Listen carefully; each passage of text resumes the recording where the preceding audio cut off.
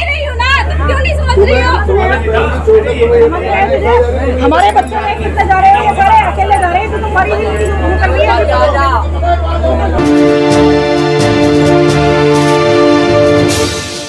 और एक्चुअली हुआ क्या, आज हमारा 3 तारीख से 18 तारीख तक साहिबाबाद गाजियाबाद में एक OTC वर्क लग रहा बहनों का।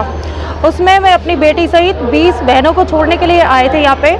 जैसे ही वो गए तो मैंने देखा, मैं अकेली वहीं पर खड़ी थी, एक भैया भी थे जो अपनी बेटी को छोड़ने गए थे, और मैंने देखा कि ये लड़की जिसका नाम मोनिका है और भोट के किसी गांव से है, इसके साथ एक लड़का है जिसका नाम मेहरबान है। दोनों बहुत ही एक तरह से लवर स्टाइल में बैठे हुए थे। लड़की के हाथ में ओम बना हुआ था। जब मुझे थोड़ा डाउट सा हुआ, एक भैया और थे यहीं पे, अनूप नाम है उनका, अपनी बेटी को छोड़ने आए थे, तो मैं उन्होंने मुझसे कहा, मैम ये क्या लग रहा है आपको?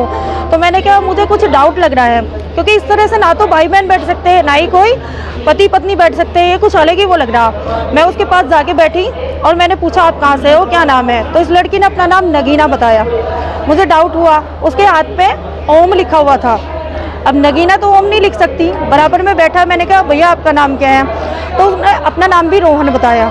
आफ्टर दैट मुझे डाउट हुआ, तो मैंने उनसे देखा, थोड़ी देर बाद उस लड़के का फ़ोन आ जाता है और उस पर वो अपने उर्दू लैंग्वेज में वालेकुम अस्सलाम ऐसे करके बोल रहा था और अपना नाम मेहरबान बता रहा था। जब इसका डाउट हुआ, मैंने पूछा सही बताओ, तो बताया है कि इस तरह से लगा किसी से कोई ब्रेन वॉश कर रखा है। और इसको पूछा कहाँ जा रहे हो, टिकट देखा तो ये कलियर जा रहे थे, कलियर ले जा रहा था। रीजन पूछा कि मैं बीमार रहती हूँ, इसलिए लड़का मुझे वहाँ पे ले जा रहा है, कलियर जाके हम ठीक हो जाएंगे। तो क्या लगा आपको, क्या लगा आपको? मुझे तो कुछ भी नहीं, यही लगा कि सीधा सीधा लव जिहाद है। आपने क्या किया फिर? मैंने क्या किया, मैंने उस लड़की से आराम से पोलाइट वे में पूछा, नहीं माना। जब 2-3 उसको चांटे लगाए तो उसमें रियलिटी बता दी कि मेरा नाम वास्तव में मोनिका है और इस लड़के के साथ में कहीं जा रही है। एक्चुअली अलोप हो रहे थे दोनों।